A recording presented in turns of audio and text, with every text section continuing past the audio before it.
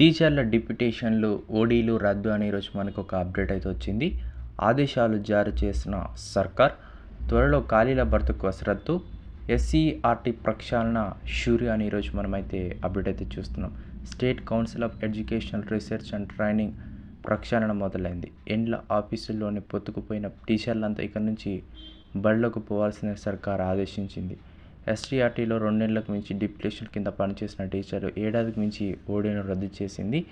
ఈ మేరకు మంగళవారం విద్యాశాఖ కార్యదర్శి వెంకటేశం ఆదేశాలైతే జారీ చేశారు. ఫిబ్రవరి 1 నాటికి ప్రక్రియ పూర్తి చేసి నివేదిక ఇవ్వాలని స్కూల్ ఎడ్యుకేషన్ కమిషన్ శ్రీదేవిని ఎస్సీ డైరెక్టర్ రాధారెడ్డిని అయితే ఆదేశించడం అయితే జరిగింది. సో ఈ యొక్క త్వరలో అయితే ఇక టీచర్ల డిప్యుటేషన్లు, ఓడీలు రద్దు అనే రోజు మనకైతే పత్రికాముఖంగా అయితే రావడం జరిగింది. గత ప్రభుత్వం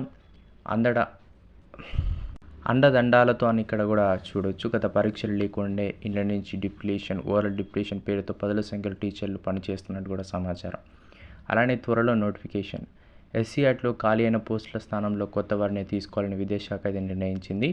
3 ఏళ్ల కాల పరిమితికి మించకుండా పారదర్శకంగా నోటిఫికేషన్ ద్వారా అర్హులైన వారిని తీసుకోవాలని స్కూల్ ఎడ్యుకేషన్ కమిషనర్ సర్కార్ ఆదేశించింది.